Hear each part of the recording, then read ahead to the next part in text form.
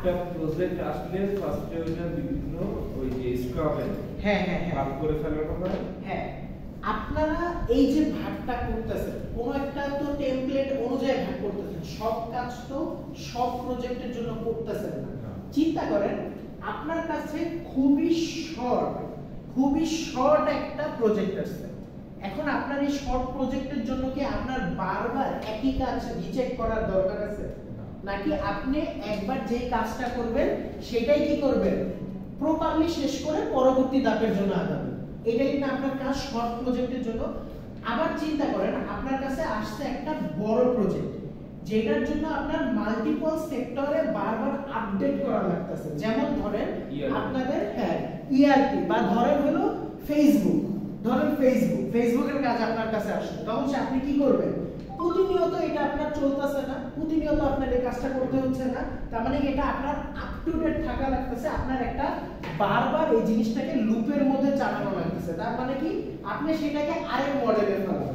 আবার দেখেন এক মডেলের একটা লিমিটেশন থাকতে পারে, আরেকটা মডেলের একটা লিমিটেশন থাকতে পারে। তো আমরা করতে পারি কি যে এই দুইটা মডেলকে ধরে কম্বাইন করে দিতে পারি, তাই না? এই যে এতক্ষণ যে কথাটা বললাম সেটাই হলো তিনটা মডেলের কথা, ওয়াটারফল, অ্যাজাইল এন্ড কি হাইব্রিড। হাইব্রিডটা কোনটার সাথে কানেক্টেড থাকবে? হ্যাঁ, অ্যাজাইল এন্ড ওয়াটারফলের সাথে। তো চলেন অ্যাজাইলটা আগে দেখি, অ্যাজাইলটা কিভাবে কাজ করে। আপনার কাছে যখন একটা প্রজেক্ট আসে, এখন প্রজেক্ট যখন আসে, যারা আপনারা বড় ইন্ডাস্ট্রিতে কাজ করেন দেখবেন যে যারা অ্যাকচুয়ালি রিকোয়ারমেন্ট নিয়ে আসতেছে তারা না সরাসরি টেকনিক্যাল টার্মগুলো ইউজ করে না, তাই না? তারা ইউজ করে কি? তারা এক এক টাইমে ইউজ করে হলো যে আমাকে এখন এমন একটা জিনিস দিতে হবে যেটা দিয়ে আমি উড়ে যেতে পারবো, এই সেই হ্যাঁ অনেক কিছু কথা বলবে। কিন্তু আমাদের এসআরএস বা আমাদের যে সফটওয়্যার রিকোয়ারমেন্ট ইঞ্জিনিয়াররা আছে তারা করবে কি, তাদের কাছ থেকে তাদের রিকোয়ারমেন্টগুলো কি করবে? এক্সট্রাক্ট করে নেবে। তারা তাদের মেইন কাজই কি যে আমাদের মধ্যে একটা ব্রিজ তৈরি করা, যে যারা সফটওয়্যার বা যারা যে কোনো প্রজেক্ট তৈরি করতেছে, যে কোনো প্রজেক্ট আপনাদের যে কোনো প্রজেক্টই হোক, সেটা কি করে একটা রিকোয়ারমেন্ট থেকে আপনাকে আগে এক্সট্রাক্ট করে দিচ্ছে। অবভিয়াসলি আমি আপনাদের বিজনেস মডেল সম্পর্কে ধরেন কম জানি, আবার ধরেন হলো আমি আপনার বিজনেস মডেল সম্পর্কে জানলাম, আমি নেটওয়ার্কিং সম্পর্কে কম জানি। তো আমি চাচ্ছি অ্যাজ আ কোম্পানি ওনার যে আমি আপনার কাছে একটা কোম্পানির নেটওয়ার্কিং মডেল তৈরি করবো। এখন আমি আপনার কাছে যে সর্বোচ্চ কি বলতে পারবো যে আমার একটা এমন নেটওয়ার্ক সিস্টেম লাগবে, খুবই ফাস্ট হবে, সবকিছু করা যাবে এটা দ্বারা। কিন্তু আমি তো এটা বলে দিলাম, কোনো টেকনিক্যাল টার্ম আমি জানি না। তার মানে কি আমার কাছ থেকে এই ইনফরমেশনগুলো এক্সট্রাক্ট করবে কি সফটওয়্যার রিকোয়ারমেন্ট ইঞ্জিনিয়ার, এবং এরা কোন কাজটা করে? এসআরএস, সফটওয়্যার রিকোয়ারমেন্ট সিস্টেমিং এর কাজটা করে থাকে। এইটুক টার্মটা মাথায় রাখবেন, ওকে? তো যখন ওরা আমাদের কাছ থেকে নিয়ে গেল, ওরা দেন আমাদের কাছে কোন একটা কিছু বলার জন্য একটা প্ল্যান করবে না, যে অ্যাকচুয়ালি আমাদের এই কিভাবে আমরা এই প্রজেক্টটা বিল্ড আপ করতে পারি, মডিউল সাজাতে পারি, কি কি ভাগে ভাগ করলে কিভাবে কি কাজ করা যায়, এই কাজগুলো যখন বলবে তখন এই কাজটা সম্পূর্ণ চলে যাবে কোথায়? প্ল্যানিং সেক্টরে চলে যাবে, ওকে? তার মানে আমরা প্রজেক্ট আসার পর এসআরএস যে কাজটা করে সেই কাজটা করার পর আমরা কোথায় যাচ্ছি? প্ল্যানিং ফেজে যাচ্ছি, তাই না? যখন আমরা এই প্ল্যানিং ফেজটাতে শেষ করে দেব তখন মেইন কি এক্সিকিউশনে চলে আসবে না? এখন কথা শুনুন, এক্সিকিউশনে অনেকগুলো পার্ট আছে না? সবার আগে আপনি যদি কোন একটা বিল্ডিং এর কোশ্চেনটা কি? হ্যাঁ, কোশ্চেনটা কি আপনি যেটা না আগে অ্যাজাইল নিয়ে বলছি, দেন বলবো যে কোশ্চেন কি আসবে। আগে অ্যাজাইল নিয়ে বলি যে অ্যাজাইলে যখন আপনি দেখতেছেন যে একটা প্ল্যানিং শেষ, এখন আপনি যখন ইমপ্লিমেন্টেশনে আসবেন তখন আবার সবার আগে কি করা লাগবে? ইমপ্লিমেন্টেশন আমি কি ফার্স্টই কাজ করা শুরু করব, নাকি আগে আমাদের একটা ডিজাইন লাগবে? আমাদের সবার আগে একটা ডিজাইন লাগবে, ওকে? এই ডিজাইনটার জন্য যখন আমার কাজ শেষ হয়ে যাবে তখনই কি আমি আমার মেইন পারপাসে আমি হাত দিতে পারবো। আমি যদি সফটওয়্যারের ক্ষেত্রে বলি আমরা বলবো কোড, আমরা যদি বিল্ডিং এর ক্ষেত্রে বলি তাহলে আমরা বলবো যে সিমেন্ট থেকে শুরু করে বিল্ডিং তৈরি করা। তার মানে কি আমরা তারপর চলে যাব কোথায়? ইমপ্লিমেন্টেশন ফেজে, ডিজাইনের পর, ওকে? এক্সিকিউশনটা কই যাবে তাহলে স্যার? কোনটা আসছে? লাস্টে একদম লাস্টে, ওকে?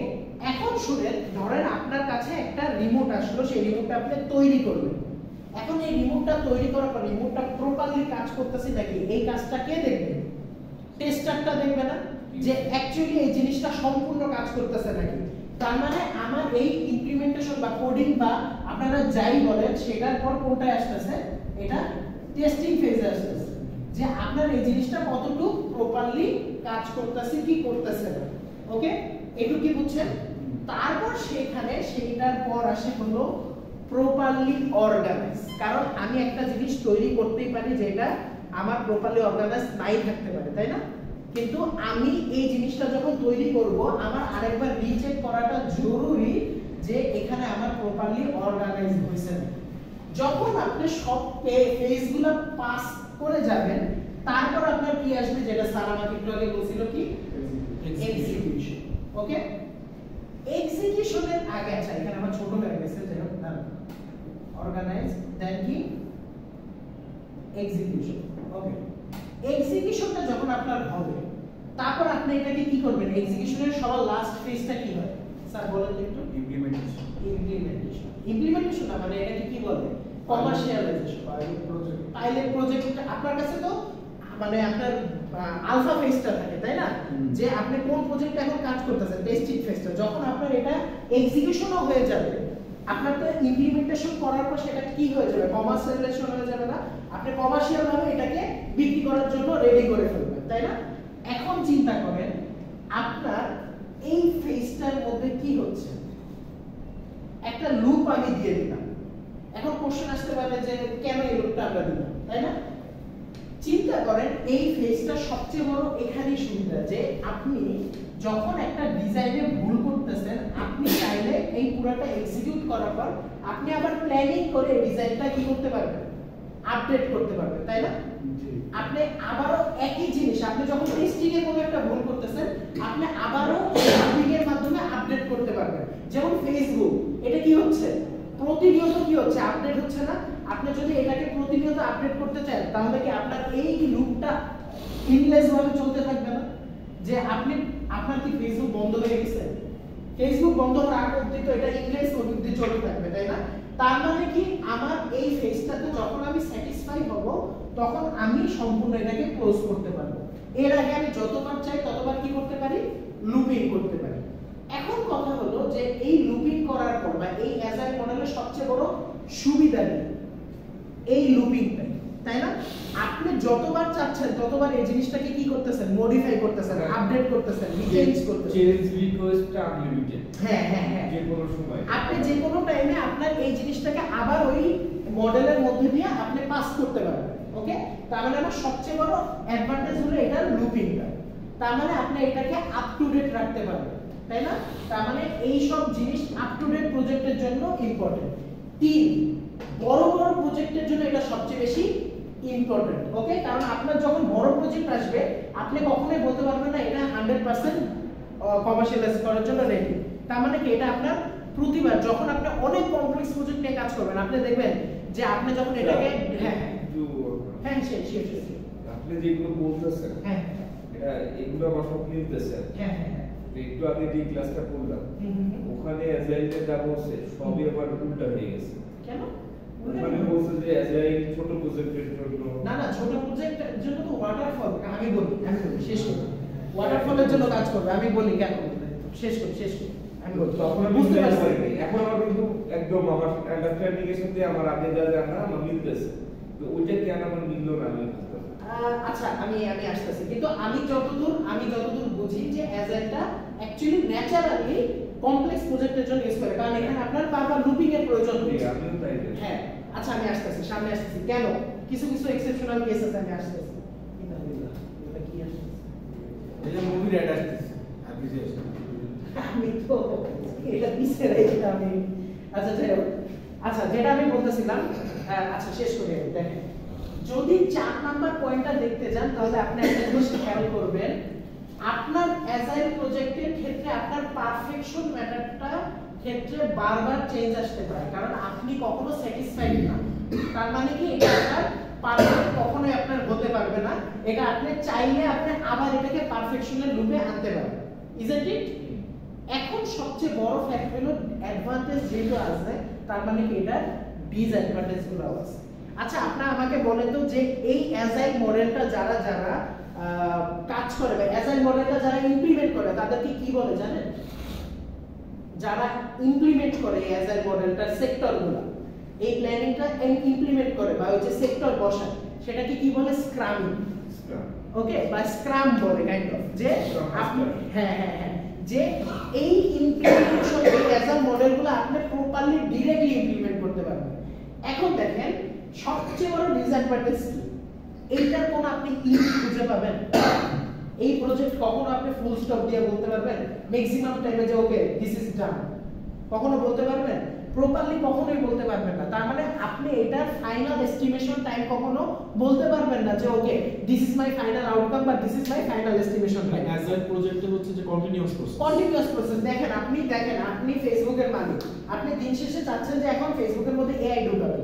আপনার এআই এর জন্য কি এআই মানে কি? আপনি প্রজেক্টের রিকোয়ারমেন্ট দিলেন, এসআরএস করলেন, এসআরই করলেন, প্ল্যানিং করলেন, ডিজাইন করলেন, ইমপ্লিমেন্টেশন, টেস্টিং, এক্সিকিউশন, কমার্শিয়ালাইজেশন করলেন। এখন আপনার মনে হলো যে এআই তো ভালো লাগতেছে না, এআই এর সাথে আমি কি করি যে একটা ওপেন এআই বা যেটা বলে যে আমরা জেনারেটিভ এআই আছে ওইটা ঢুকাই দিই, যে শুধু এআই আমার ভালো লাগতেছে না। আপনার কি করতে হবে? আবার এই লুপের মধ্যে ঢুকতে হবে। আপনার এখানে আপনি নেভার সেটেল 1% যে আপনি এখানে কখনো সেটেল থাকতে পারবেন না। ওকে, এখন শুনেন আপনাদের যেটা আরেকটা ডিসঅ্যাডভান্টেজ, সেটা হলো যে এখানে আপনি বাজেট কখনো বলতে পারবেন না যে দিন শেষে এই বাজেট আপনি একটা এস্টিমেটেড টাইম পর্যন্ত বলতে পারবেন যে ওকে আমার বাজেট এটা, কিন্তু যখন আবার আপডেট হবে তখন কি আপনার আবার কি বাজেট তৈরি করতে হবে না যে এটার জন্য এই আপডেটেশনের এই বাজেট? তার মানে যেহেতু এটা একটা ইনলেস প্রজেক্ট, এটার কস্টিং কখনো কনস্ট্যান্ট থাকে।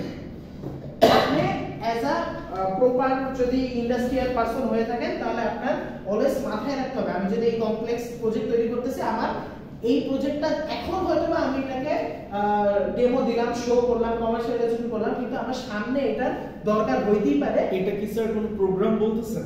প্রোগ্রাম না, মানে আপনি যে কোনো মডেল, যে কোনো প্রজেক্ট, যে কোনো বিজনেস প্রজেক্ট বলেন, সফটওয়্যার প্রজেক্ট বলেন, সবগুলোর ক্ষেত্রে এই মডেলটা কথা বলছি। চেঞ্জ রিকোয়েস্ট আসলে সাথে একটা বাজেট আছে, সাথে একটা বাজেট আসবে। যেমন আপনি একটা বিল্ডিং এর কথা তো চিন্তা করুন, আপনি একটা 6 তলা ফাউন্ডেশনের বিল্ডিং করলেন, কিন্তু আপনার মনে হলো এখন একটা জল ছাদ দিবেন, আপনি ওটাতে জল ছাদ দিতে পারেন, কোনো সমস্যা নেই। এই যে দেখেন আবার ওই প্রসেসের মধ্যে থেকে গেল।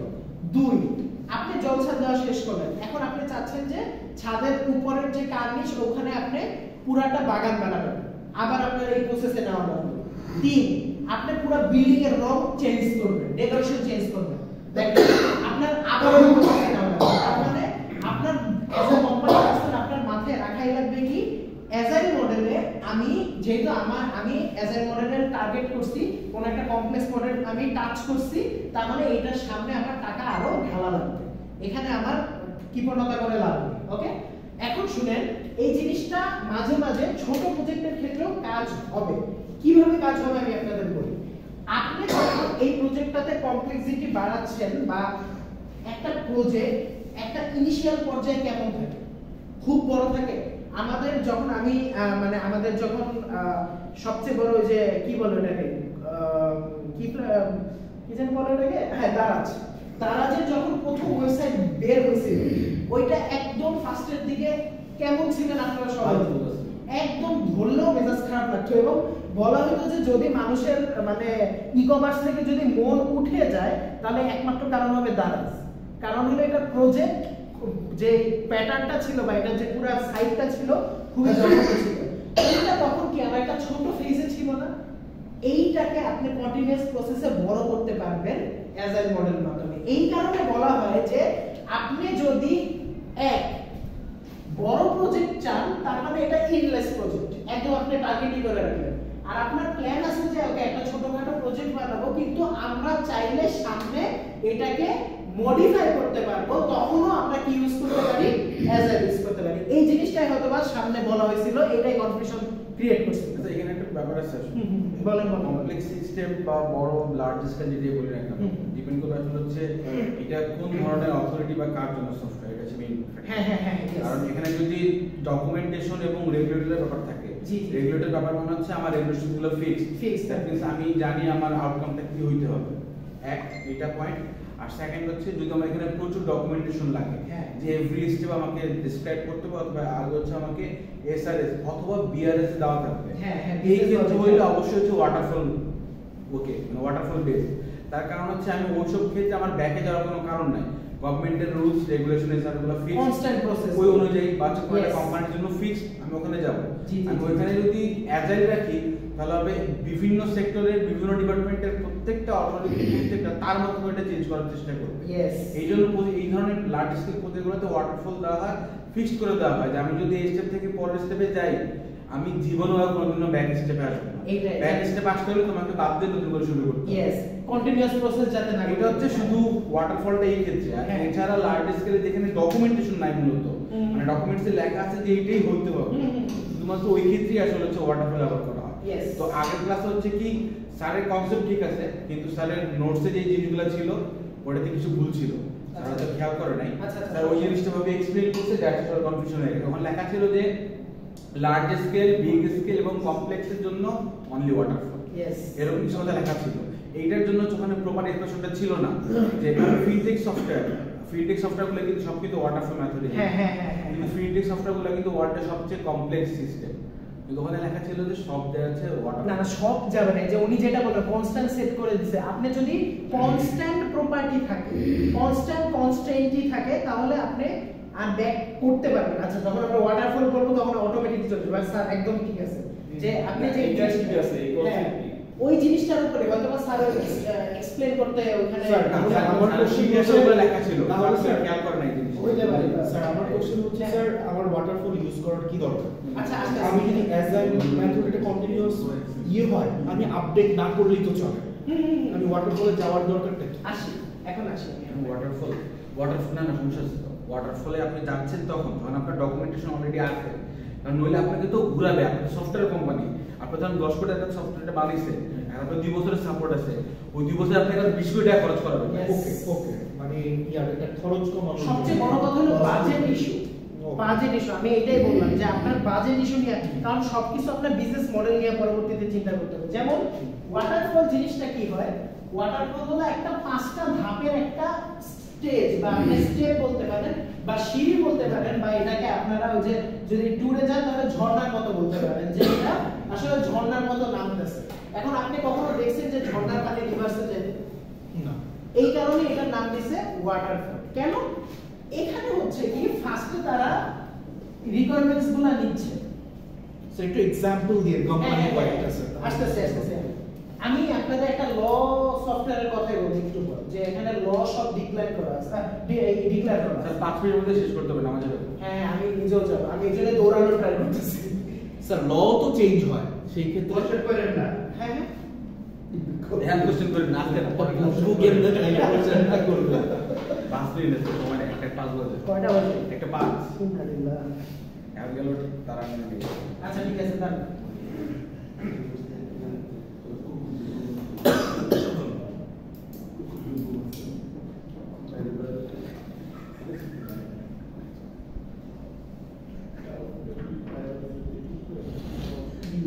আচ্ছা এই ওয়াটারফল মানে মডেলটাতে কি হচ্ছে দেখেন, ফার্স্টে সে রিকোয়ারমেন্ট কালেক্ট করতেছে, ডিজাইন নিচ্ছে, সে ইমপ্লিমেন্ট করার জন্য প্রত্যেকটা টাইম কাজ করতেছে এবং প্রত্যেকটা টাইমে আলাদা আলাদা করে ব্লক করে ইউনিট টেস্টিং করতেছে। ইউনিট টেস্টিং মানে আপনি যখন কাজ করবেন ওই পয়েন্টে ওই মডিউলটা বা ওই যে আপনি একতলা তৈরি করলেন, একতলা সবকিছু প্রপারলি ঠিক আছে নাকি আপনি তখনই চেক করে ফেলবেন।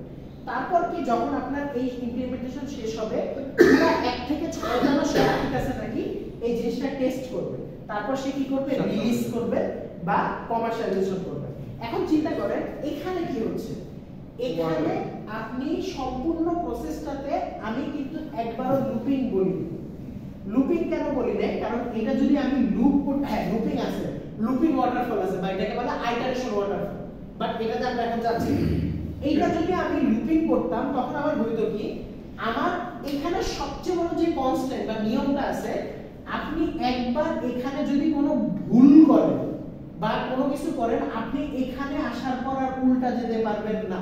আপনার করতে হবে কি, পুরো প্রসেসটা শেষ করতে হবে, দেন আবার নতুন করে সব কাজ শুরু করতে হবে। কেন এটাতে হয়, একটু আগে যেটা বলবো যে আপনাদের যখন কোনো হিস্ট্রি চ্যানেল হিস্ট্রি ওয়েবসাইটগুলো আছে, হিস্ট্রি তো কখনো চেঞ্জ হয় না, ওই হিস্ট্রি ওয়েবসাইটগুলোর টাইমে বা আপনার যখন হিস্ট্রির জন্য না আপনি জানেন যে এখানে আপনার লাগবে এতটুকু, আপনার আর নতুন করে টাকা আপনি ইমপ্লিমেন্টও করবেন না। যেমন আপনি চিন্তা করেন আমাদের দেশ দিয়ে বলবেন, আমাদের দেশে এখানে অনেক কিছু আছে, রেলওয়ে সিস্টেমের জিনিসটা, রেলওয়ে সিস্টেম আপনি বলেন যে এত বছর চলে গেল এখনো কোনো মডিফিকেশন দেখছেন? কারণ তারা বাজেট সিলেক্ট করার জন্য, তারা বাজেট স্টার্ট করে দেওয়ার জন্য হয়তোবা তারা বলতে পারে যে আমরা এজআইল ইউজ করছি, বাট ইউজ করতে তারা আলটিমেটলি কি ওয়াটারফল মডেল। এই কারণে তারা প্রতি পয়েন্ট খুব ভালো মতো চেক করে আসতেছে। কিন্তু এখন যখন অনেক মানুষ আছে তখন সার্ভারের লোড তারা দিতে পারে না। কিন্তু সার্ভারের লোড দিতে পারে ট্রফি একটাতে কি হচ্ছে, আপনি ওয়ার্ল্ড কাপের ফাইনাল ম্যাচটা যখন আপনি দেখতে যাবেন তখন ট্রফির মধ্যে যে এমপ্লয়ি তারা কি করছে জানেন, তারা গুগল থেকে ক্লাউড সার্ভিস কিনে আনছে। তার মানে কি এখানে তখনই তাদের ইনস্ট্যান্ট একটা এজআইল মডেলের প্রসেস চালানো হয়েছে। কিন্তু এটা যদি আমাদের মানে কনস্ট্যান্ট বা লোকাল গভর্নমেন্ট প্রজেক্ট হতো, এটা তা বারবার ইউজ কি দিত সার্ভার ডাউন। যেমন আমাদের দেশের যখন রেজাল্ট বের করতে যায়, ওই রেজাল্ট বের করার টাইমে যখন আপনি এখন রেজাল্ট বের করেন দেখবেন যে ক্লিক করার আগে আপনার রেজাল্ট সামনে আসবে, কিন্তু ওই দিনকার কেন সাপোর্ট দিতে পারে না? কি তারা কি পারে না যে তারা ক্লাউড সার্ভার থেকে টেম্পোরারি প্যাকেজ বা টেম্পোরারি স্টোরেজ কিনতে কেনে না? কারণ তাদের জন্য আর বাজেট অ্যালোকেশন করা নেই, আর আছে বাট তারা ইউজ করবে না, বাট হোয়াটএভার তারা আলটিমেটলি এই জিনিসটা অবধি আসছে কারণ তাদের ফিক্স বাজেট তাদের আপনি 2 বছর পর 3 বছর পর এটা বাজেট ক্যালকুলেট করতে হলে আপনার নতুন করে রিকোয়ারমেন্ট অ্যানালাইসিস করে সব নতুন করে করতে হবে, আপনি ওটাকে মডিফিকেশন আকারে করতে পারবেন না। কিছু স্ট্যাটিক ওয়েবসাইট আছে এই রিলেটেডটা তখন কখনো চেঞ্জ হয় না। যেমন হলো আপনি দেখছেন আজ পর্যন্ত উইকিপিডিয়ার কোনো মানে আছে না যে আপডেটেশন দেখতে পারেন, বাট উইকিপিডিয়ার আহামরি কোনো চেঞ্জ আসছে? আমরা যে ছোটকাল থেকে যেটা দেখে আসছি এখনো সেই জিনিসটাই দেখে আসতেছি, যে ওই সাদা পেজ ওই একই স্ট্রাকচার। তার মানে কি এই জিনিসটা বুঝতে হবে, একটা পেজ দেখে আপনার বুঝতে হবে যে তখন এটা কোন মডেলে তৈরি করছে, কারণ এটা স্ট্যাটিক ওয়েতে রেখে দিছে। আর এইটা কমপ্লেক্স, এটা ওয়াটারফল মডেলটা তখনই ইউজ করা হয় যেটা স্যার বললো যে প্রতি প্রসেসে আমার ডকুমেন্টেশনের প্যারাটা থাকে না। ওকে, আমরা কি যাব, আমরা অলরেডি কনস্ট্যান্টলি আমরা কি প্রত্যেকটা ফেজ চিন্তা করেই যাচ্ছি, আমাদের আর আপডেটের চিন্তাই নাই। আমরা এখানে আসছি, এখানে আমাদের 100%টা দিব, এখানে আসছি, এখানে আমরা আমাদের 100%টা দিব, এখানে আসছি, এখানে আমাদের 100%টা দিব, এখানে একবার 99% গেলে এখান থেকে ব্যাক ট্র্যাক করার কোনো উপায় নেই। তার মানে আপনাদের বুঝতে হবে এই প্রসেসটা কখনো বিগ প্রজেক্টের ক্ষেত্রে তখনই আপনার কি করা হয় না, ইউজ করা হয় না। কারণ কি বিগ প্রজেক্টে আমার বারবার মডিফিকেশন আসতে পারে, এই কারণে এটা কমপ্লেক্স ওয়ে ট্রাই করে অ্যাভয়েড করা। এই কারণেই বলে যে আপনি যখন ছোট প্রজেক্ট ইউজ করবেন উচিত আপনি প্রপারলি শেষ করার জন্য ছোট প্রজেক্ট এবং আপনার বাজেট হলো কি লিমিটেড, তখন আপনি কি ইউজ করেন ওয়াটারফল ইউজ করেন। আর আরেকটা যেটা আছে খুব দ্রুত বলি, জাস্ট 2 মিনিট দেবেন আমাকে, এটা কি হাইব্রিড মডেল। এটা কি বলে হাইব্রিড মডেল। হাইব্রিড মডেলটা কি আপনার এইটা হলো আপনার সবচেয়ে এখন বর্তমান কোম্পানিতে হাইব্রিড মডেলটা অনেক বেশি ইউজ করা হয়। কেন আমি বলি, স্পেশালি বাইরের কোম্পানিগুলো। আপনি যখন রিকোয়ারমেন্ট অ্যানালাইসিস করলেন, গুড, আপনি এরপর কি করলেন, ডিজাইন করলেন, হুইচ ইজ আরো গুড। এরপর আপনি যখন ইমপ্লিমেন্টেশনে যাবেন তখন আপনি চাইলে এখানে আবারও রিকোয়ারমেন্ট অ্যানালাইসিস, তারপর কি ডিজাইন, ইমপ্লিমেন্টেশন, অর্গানাইজ, এই কাজটা এই লুপিং এর মধ্যে করতে পারেন। তার মানে কি এই প্রসেসটা কি খুব বেশি ব্যাকে যেতে হচ্ছে না। হ্যাঁ, বেশি দেখেন আমার অটোমেটিক্যালি ব্যাকে যেতে হচ্ছে না, আমরা ইমপ্লিমেন্টেশন ফেজে কি আমরা আবার একটা রিচেক করে দিতে পারতেছি, তাই না? একটা লুপের মধ্যে চলে যেতে পারতেছি। এইখানে কি মডেল ইউজ হয়েছে বলেন তো? অ্যাজাইল। আর এইটুকে কি হচ্ছে বা আরো সামনে হবে ওয়াটারফল। তারপর কি যখন এটা আমার কমপ্লিট হয়ে যাবে তখন আবার আমরা কি করব, টেস্টিং এ পাঠাবো, তারপর কি করব আমরা এটাকে রিলিজ করে দেব। তার মানে কি যখন আমরা দুইটা মডেল একসাথে কম্বাইনলি ইউজ হচ্ছে তখন এটাকে কি বলবো আমরা হাইব্রিড। এটাকে যদি এখন আমি আপনাদের এক্সামে কিছু গ্রাফ আকারে দিতে পারি তখন আপনি আপনাদের বুঝে দিতে হবে যে আসলে এটা কোন মডেল। দেখেন যেমন আমি যদি এক্সামে এরকম চিহ্ন দিই, জাস্ট আপনি দেখেন আমি এক্সামে এরকমই থাকবে, 3টা ছবি দিব,